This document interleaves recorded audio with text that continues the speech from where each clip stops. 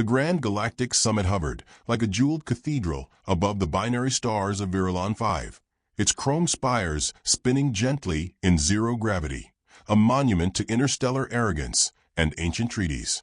Within its mirrored walls, hundreds of species had gathered, some slithering, some floating, some burping chemicals into translator pods. The scent inside was like a cross between industrial pine cleaner and regret. Ambassador Janine Volkova was late. She entered the summit chamber with the unapologetic strut of someone who just found parking illegally and planned to do it again tomorrow. Clad in a flight jacket 2 decades out of fashion and black slacks tucked into scuff boots, she carried a chipped thermos of earth coffee that hissed in the recycled air. Her badge read, Ambassador, Terran Coalition. Human. Apologies, she said, stepping over a gelatinous delegate oozing over its hover seat. Starbucks' line was murder. Dozens of alien eyes, or the equivalent, locked on her. The session moderator, a narrow creature whose neck was mostly neck, clicked impatiently and signaled the translation protocols. You are tardy, he intoned in a tone that sounded like swallowing sand. The Zreth Combine has already introduced its motion for interspecies reclamation clauses. Janine blinked, sipped, then tapped her wristpad. Reclamation, she repeated. You mean legalized kidnapping? The Zreth ambassador, a 7-foot bipedal monitor lizard in a velvet sash, hissed and flicked its tongue. Cultural exchange, Ambassador Volkova. The sharing of living specimens for preservation and observation, as is our custom. Janine squinted at the clause, now hovering in blue projection above the central table. Paragraphs of bureaucratic nonsense wrapped around a single insidious phrase.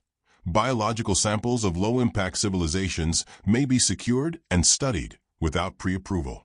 Her voice, when it came, was no longer joking. So Earth qualifies as low-impact. According to whom? The concordance of legacy species, the neck creature said, smoothing his long fingers over a data slab. Janine chuckled, then laughed harder. You mean the 12 ancient empires who think everything post-fusion is barbaric? Cute. Real cute. She didn't sit at the desk marked for Earth. She hopped onto it, legs crossed at the ankle, and set her thermos beside the datapads. Look, I know y'all got your ancient rivalries, your treaties, your blood oaths written in star ichor. I respect tradition. We used to sacrifice goats to rain gods.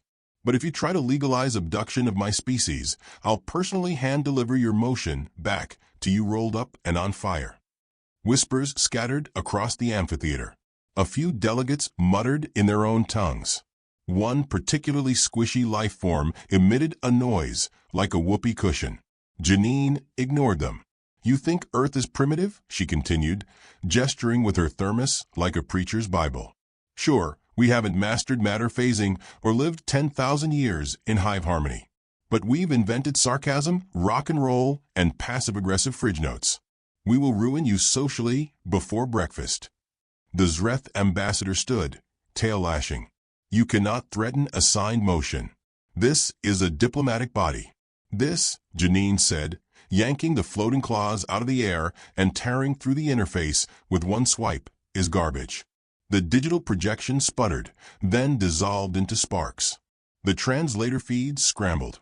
A half-dozen security drones buzzed to life and circled Janine like wasps.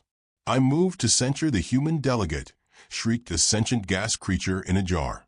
You'd have to catch me first, Janine muttered, sipping. And let's be honest, your top speed is room temperature breeze. The summit devolved into chaos. Dozens of species shouted. One tried to excrete a protest in glowing script. A diplomatic AI had a minor crash trying to resolve 14 overlapping procedural conflicts. The noise climbed until the chamber lights dimmed and a single alert echoed in pure universal code. Human diplomat deemed in noncompliance. Summit adjourned until sanction determined. Security drone zipped in. Janine didn't resist. She stepped off the desk, slung her jacket back over her shoulder, and glanced over her shoulder at the panicking mob of Galactic officials. But she didn't smile. She didn't wink. She just said, if she comes, it won't be because of me. It'll be because you invited her. The Zreth sneered. Who? Janine turned her head, just enough. Her voice dropped to a whisper, but it carried, like a secret designed to haunt. Baba Yaga. The translation delay took less than a second, but the effect was immediate. The Yelethi delegation, 12 elegant quadrupeds, froze mid-step. The Crick's ambassador slumped in its armor. One species, known only as the collective chorus, when completely silent, their thousand-mind hum vanishing like a dropped call. "Wait," a young insectoid aide whispered from behind a data core. "She's real." "Not real," another answered. "Worse." Remembered. Janine didn't elaborate. She let the silence settle. Then the drones pushed her gently toward the exit hall. Her coffee sloshed once. The delegates were too stunned to argue. Back in Earth's envoy corridor, she passed her assistant, Eddie Morales, mid-30s, former screenwriter, now reinvented as a liaison. He blinked at her, still wearing the tie she'd told him made him look like a haunted accountant. "Please tell me that wasn't a declaration of war," he said. "Nope," she said, popping the P. "But it might be the last diplomatic summit with Earth invited." "Because you said the B word." She snorted. "They said the K word first." Eddie blinked. "Kidnapping." "Cultural exchange," she corrected, miming air quotes. "So I gave them something to exchange in return, fear." They reached the end of the corridor, where a ship waited, docking clamps humming. Earth's last escape pod from the summit, registered under diplomatic accident contingency. Eddie hesitated. "So, Baba Yaga." "She's not here," Janine said. "But she's real." Janine paused. Sipped. "She's what happens when every mother, sister, and soldier we've ever buried looks back. When humanity stops pretending we're tame." Eddie swallowed. "You know this is going to spiral, right?" She smiled for the first time. Not kind. Not cruel. Just inevitability in lipstick. "That's the point." The ship doors closed behind them. Across the summit chamber, silence was still hanging in the rafters. The Zreth ambassador was no longer posturing. It had retreated to its diplomatic quarters, opened a translator database, and searched the Earth term. Baba Yaga. Results flooded in. Eastern European folklore. Cannibal, witch of the woods. Walker of Skull Lantern Paths. Weapon of vengeance. Human tactical ghost. Unverified war records. Ghost of Vesuvius Trench. Also appears in children's bedtime threats, Earth sector. The lizard-like being read them. All of them. Then read one more. A classified entry, redacted 3 times. Code, YAGA 001. Status, dormant. Status, denied. Status, pray she stays myth. The ambassador hissed again. This time, not in arrogance. Fear had a taste. Bitter. Like ash and ozone. On the other side of the chamber, another delegate, Crawl of the Veiled, tapped her communications neural stem. It blinked twice, awaiting order. "Send word to the core systems," she whispered. "We need new maps. Any world with humans on it is no longer safe." But the Terran coalition has no formal military presence. Crawl bared her spiral teeth. They don't need one. They have stories. Far beyond the chamber, the HoloNet began buzzing. News feeds speculated wildly. Had Earth made a new weapon? Had the humans truly lost control of their diplomacy? A few hinted at the word. Most refused to repeat it. One pirate broadcast dared show an old piece of lost media, recovered from a Terran space station that had crashed 3 decades ago. A grainy VHS recording played. A shadowy figure moved through firelight, slow and silent, clutching something small. The audio, distorted, ancient, carried across space now. She walks on iron feet, lives in a house with chicken legs. She answers to no man, no god, no empire. The transmission glitched. The screen turned red, then black. The aliens watched and whispered. Back aboard the Earth vessel, Janine settled into her seat as Eddie activated the FTL drive. "So," he said, adjusting his collar nervously, "we gonna brief command about what just happened?" "Nah," Janine muttered, reclined. "They'll see the fallout on the HoloNet like everyone else." "You think this ends with a treaty?" She gave him a look. "This ends when they realize she was the polite one." The ship slipped into folded space, gone like a dream you half remember, laced with teeth. Back in the summit chamber, someone asked the question none of them wanted answered. If the diplomat was that dangerous, who the hell is Baba Yaga? They would find out. Too late. Always too late. In the hours after the Terran ambassador dropped the name, entire star systems blinked out of communication, not from attack, but from instinct. As if silence could offer protection. As if not saying her name might save them from being next. Across the outer colonies of the Galactic Concord, in dusty moon sidebars and deep space relays, the whispers returned. They weren't new, just buried. Old stories, traded like contraband across refugee fleets and smuggler stations. Stories with no authors, only survivors. On the trade-scarred planet of Ules, for an insectoid trader named Vexel crawled into a rusted booth in a black market diner and whispered across the table. They say she once erased a ship's log after the ship exploded. A slug-like technician in an exosuit replied, I heard she speaks dead dialects. That she learned your name before you were born. A third, a furless rodent with hollow cheeks, just stirred her synth coffee and said, I saw her. Or something that claimed to be her. She didn't blink. Not once. Even when the airlock opened. The cook didn't take payment for their food. She just turned off the lights and locked the door early. On the crystalline world of Sethra, in the archives of the old empires, an academic consortium compiled a dossier. Over 600 entries. They did not agree on her species, or age, or origin, but they all agreed on what followed her. Silence, fire, and something worse. The knowledge that she didn't kill to survive. She killed to make sure you didn't. In a sealed chamber aboard the war station Ethon Vex, Admiral Thrix of the Yellowthy read one of those reports with trembling digits. It had come from a scouting ship that never returned. The log was found in a vacuum-sealed capsule, embedded in the hull of a derelict drone like a message in a corpse. It contained exactly 3 entries. Day 1, found Terran beacon. Old tech. Looks like a child's distress signal. Day 2, investigating wreckage. No life signs. Only artifacts.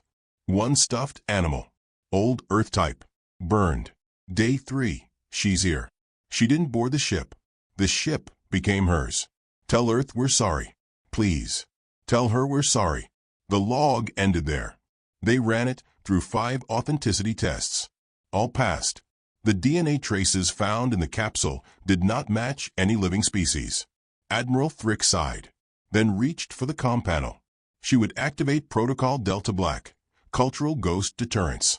It had never been used, mostly because it sounded ridiculous.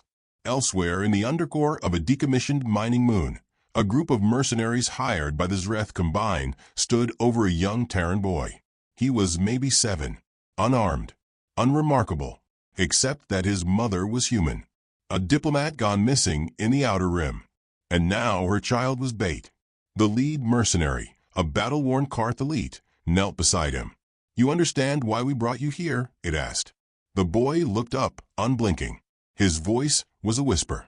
You wanted her to come. The Karth smirked. Exactly. So you can behave, little Terran. And this ends nicely. We won't harm you. Not unless she... The lights died. Not flickered. Died. Every helmet flicked to infrared. Nothing. A scream came from the lower tunnel. A sound like bones cracking upward. The Karth stood quickly. All units form perimeter. The other mercs didn't answer. Their comms returned only static, then a tune. Old. Human. Sweet dreams are made of this. The boy smiled. You shouldn't have touched my bear. Down the corridor, a shadow moved. Graceful. Precise. No armor. No weapons. Just boots, a coat, and something in her hand that looked like a rattle. The Karth fired. The round reversed mid-air and embedded in its own throat. She walked through the squad like rain through paper. Later, the outpost would be declared contaminated and collapsed into its moon's crust. No footage survived. But one final image made it to the HoloNet. A single human word etched into the metal of the landing bay in scorched plasma. Mother. By now, rumors spread faster than drive space pings. Entire sectors redacted Earth diplomatic access. Merchant guilds stopped selling to Terrans. Defense pacts were quietly updated with clauses like exemption in case of folklore-class retaliation. Back on Earth, inside an office 3 miles beneath the Andes, a meeting took place between General Saito of Earth Defense Command and Agent Cora Lee of Special Threat Analysis Division. Cora had 4 screens open, all of them filled with stills. None of them had a clear image of a target. "Everyone's calling her Baba Yaga," she said. Saito scoffed. "Convenient.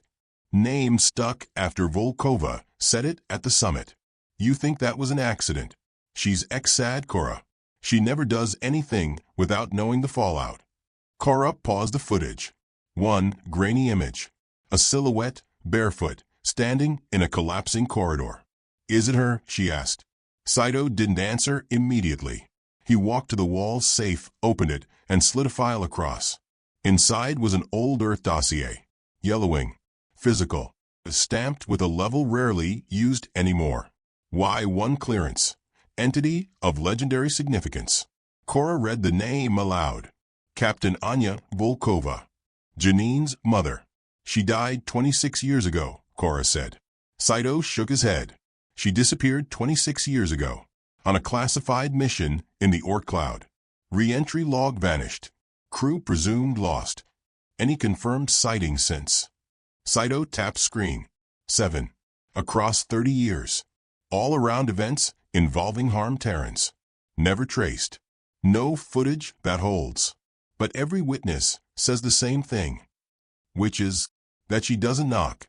She just opens the door. Cora leaned back. "So she's real. She's worse. She's motivated."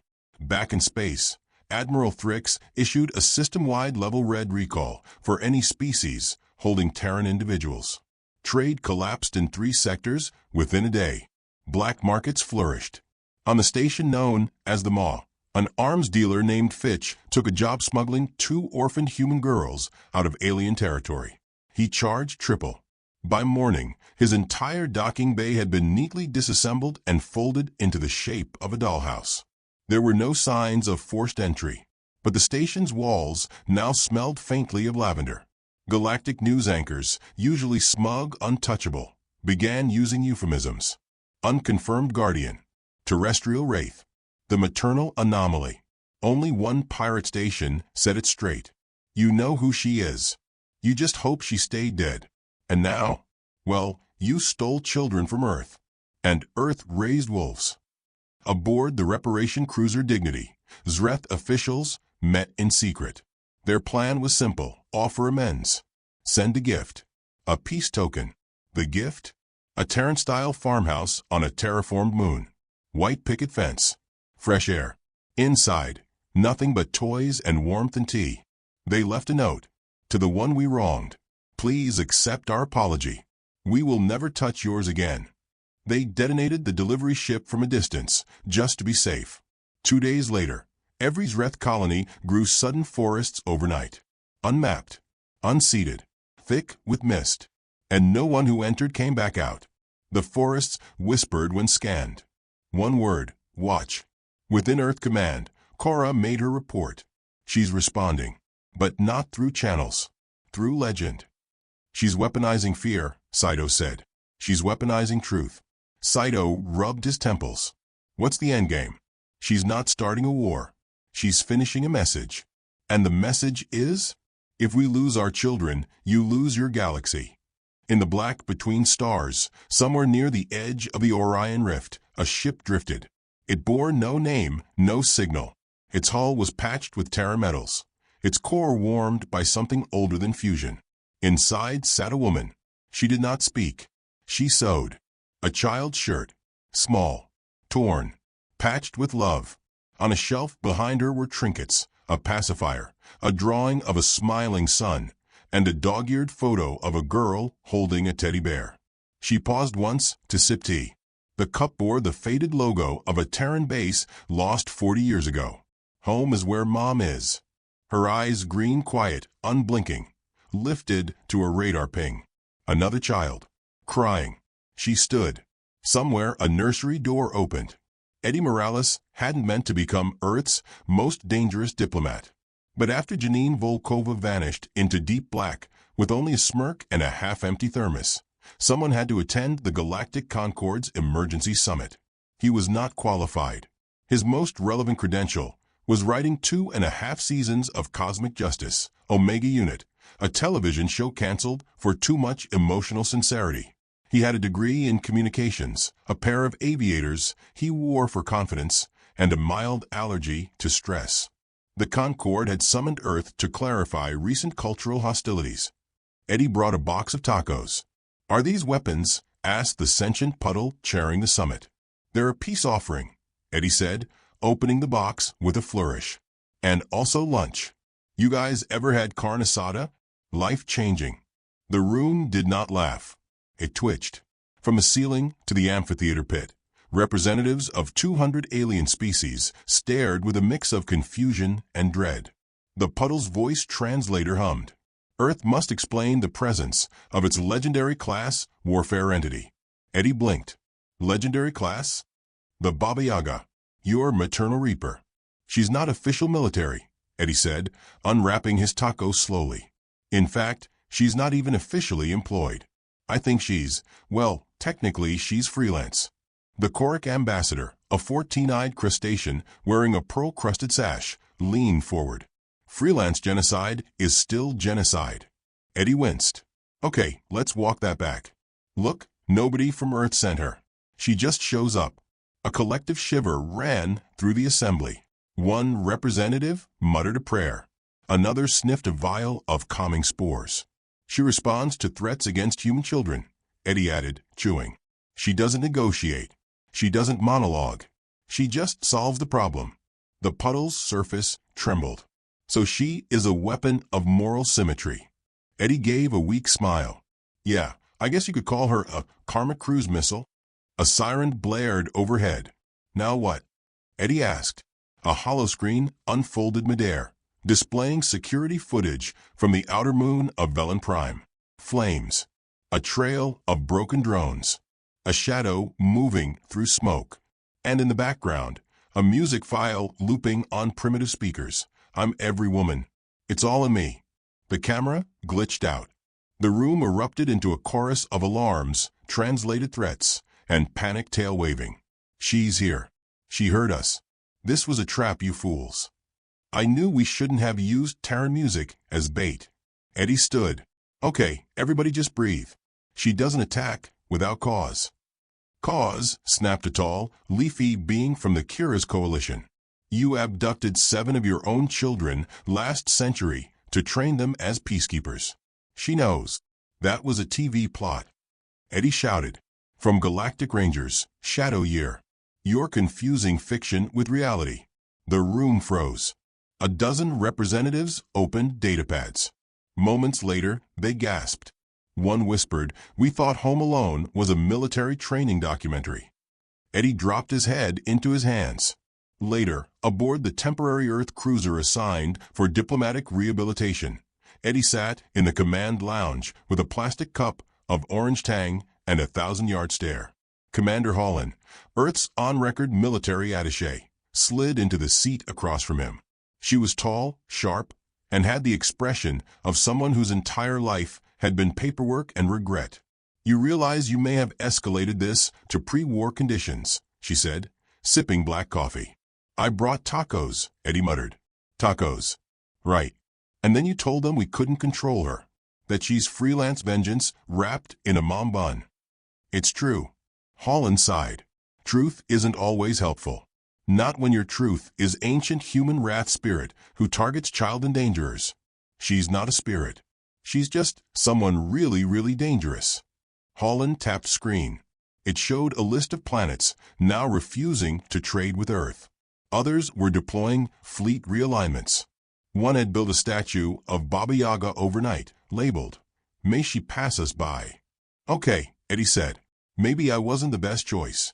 You were the only one Janine didn't call a numb-lobed jelly worm in a tie. That's what got you the seat. He grunted. She complimented my cardigan once. That might have been sarcasm. Well, at least she didn't kill me with a lunch tray. A quiet ping interrupted their pity party. A new hollow message, coded high priority. They opened it together. It was footage. Grainy. A diplomatic ship broadcasting its distress beacon, slowly rotating in the cold dark. A child's drawing, crayon sun, smiling family, floated past the viewport. Then static. No sign of violence. No confirmation of survivors. Just the whisper of air pressure vanishing, and the faint sound of a lullaby in an old Slavic tongue. Holland exhaled. Another one. She doesn't do press releases, Eddie said. She just acts. We need to stop this. Eddie hesitated. How? There was no answer. In the Orion consulate, where planets aligned policies based on voting blocks and social metrics, a vote was held. The question, should Earth be placed under cultural quarantine? Votes in favor, 212. Against, 2. Abstained, 1. Their representative had fainted after watching a Baba Yaga compilation video set to paint it black. Back on Earth, news anchors tried to explain the situation to a bewildered population. So you're saying we're winning a war we never declared? Asked one host. Her guest, a defense analyst, nodded gravely. That's the problem. We're not fighting. We're just being feared. Because of one woman?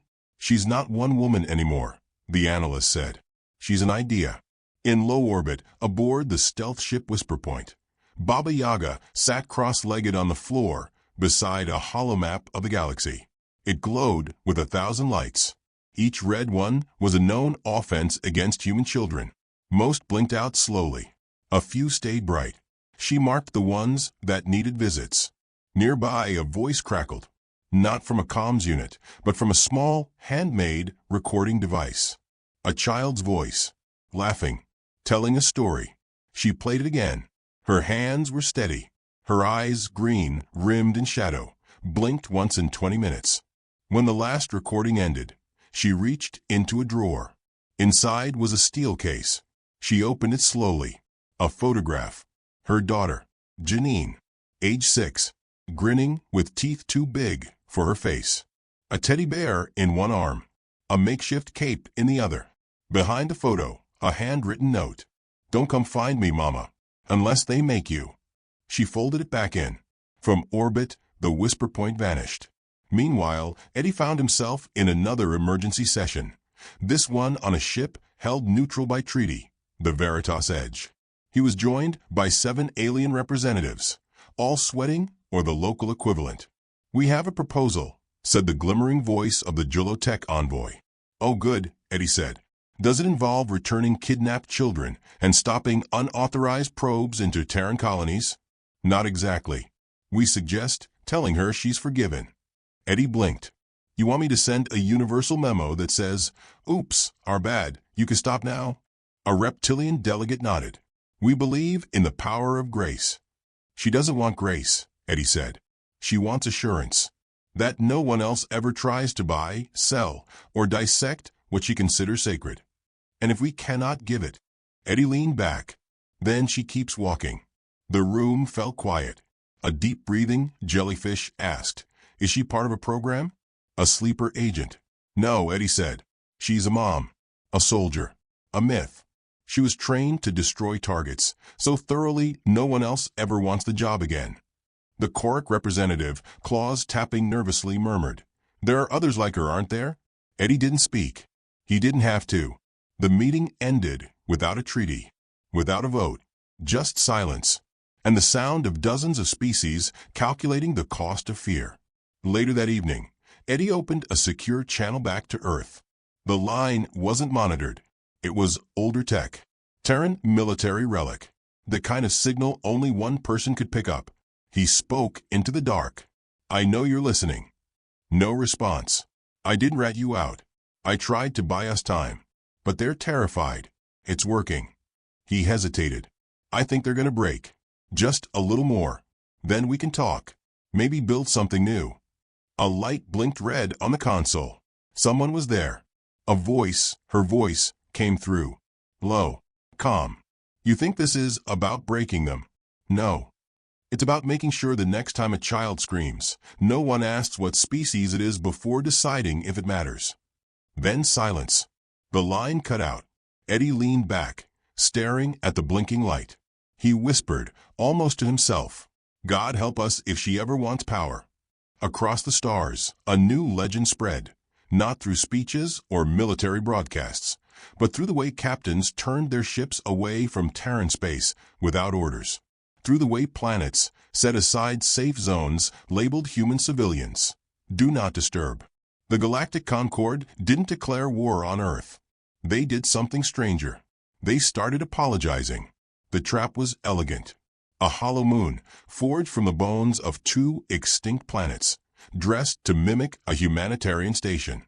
Every corridor was lined with false warmth, school murals, crayon-scrawled art, scattered toys that looked lovingly misplaced.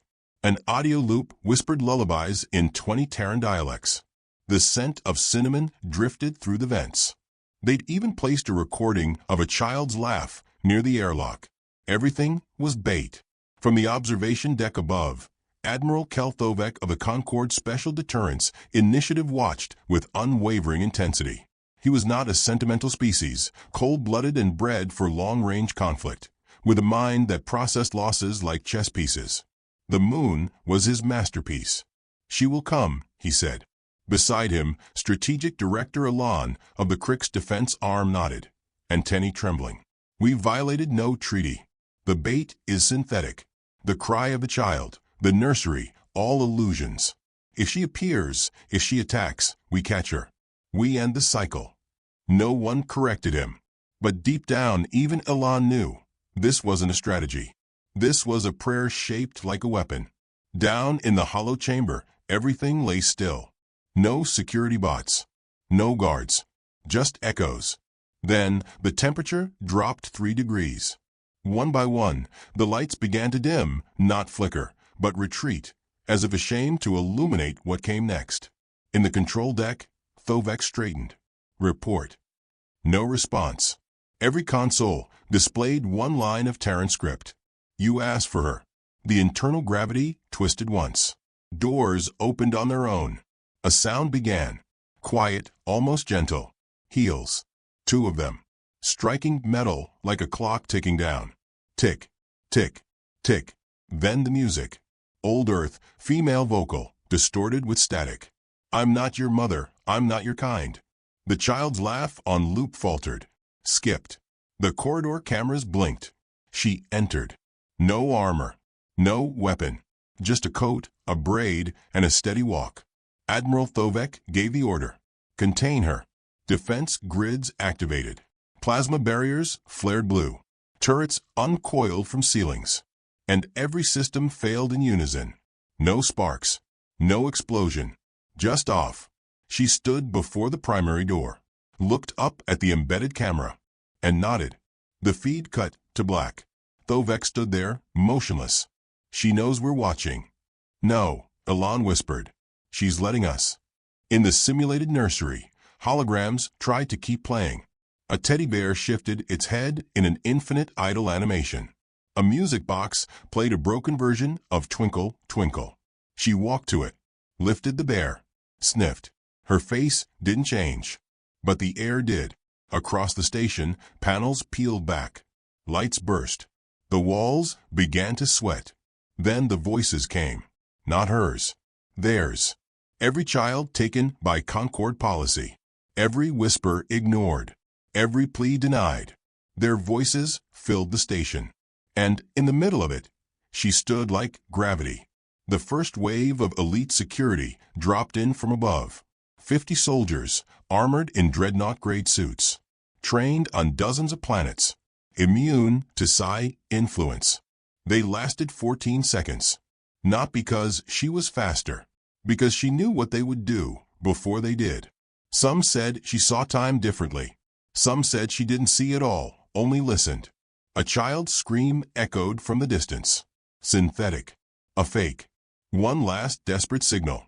She paused, then moved on. On the command deck, Thovek was pale. His species didn't sweat. But something inside him was breaking, an old, atavistic memory of being prey. He turned to Elan. "We should have used real children. You think that would have helped?" Maybe she'd spare us if it was just punishment. You don't understand, Ilan said, voice distant. She's not here for vengeance. Thovek frowned. She's here for the story. Below them, the station began collapsing itself. Not exploding, folding, slowly. Rooms swallowing rooms. Walls growing roots, vines. Hallways curving back like a labyrinth with a heartbeat. The whisper point was docked outside now. Unseen. Silent. A shape in shadow. Inside it, Janine Volkova watched the chaos unfold through passive sensors. Her fingers tapped the armrest. Not in panic. In calculation. Behind her, Eddie Morales sat with a blanket wrapped around him, a mug of terrible space cocoa in hand. We could stop this, he said quietly. No, Janine replied. We'd only slow her down. She's your mother. She was. Now she's something else. Eddie leaned forward. You think she's gone too far? Janine didn't answer. Outside, the station's shell peeled back like paper. Emergency pods launched without command. In every direction, ships fled. Beacon lights changed from distress to surrender. Still, she moved through the station, unhurried. Room by room. No blood. No bodies. Just absence. The Admiral tried to contact her. He sent messages in 73 languages. He broadcast apologies. Please. Promises. She did not reply. He opened the last line, the oldest tech untraceable. A Terran-coded emergency channel embedded in diplomatic beacons. He sent a single message. I didn't take the children. Her voice replied. Not through speakers. Through the walls. You watched. The walls cracked. The ceiling fractured. The command deck went dark. At the center of the nursery chamber, she stood still. Alarms wailed. Systems failed. One by one, escape pods ejected blindly into space. She touched the bear again, then set it down, and whispered. A sound so quiet, the microphones didn't register it. But everyone felt it. Forgiveness. The station didn't explode. It ended. Became stardust. Silence. A dream that never was. In orbit, Janine closed the feed. She's done, she said. Eddie nodded. Was that the plan? She doesn't make plans, Janine replied. She makes memories.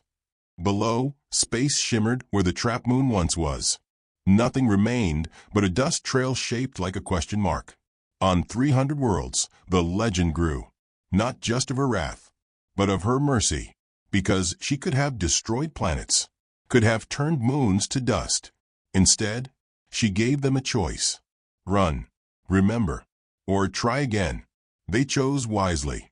Later, in a Terran classroom on a colony once sanctioned for biological inferiority, a teacher told the story. Not of a ghost, not of a witch, but of a mother who never stopped walking. One student raised her hand. Is she still out there? The teacher smiled. Only if she's needed. A small boy whispered to his desk, I hope she visits the ones who were mean to my brother. Another said, my mom said Baba Yaga's not real. The girl beside him nodded solemnly. She's real. She just doesn't need to be seen. On a distant world, deep in a forest that hadn't been there a week ago, a child found it all. It was handmade, stitched from old cloth. One eye mismatched. It smiled. The child picked it up. Far above, a satellite blinked red. She had begun walking again.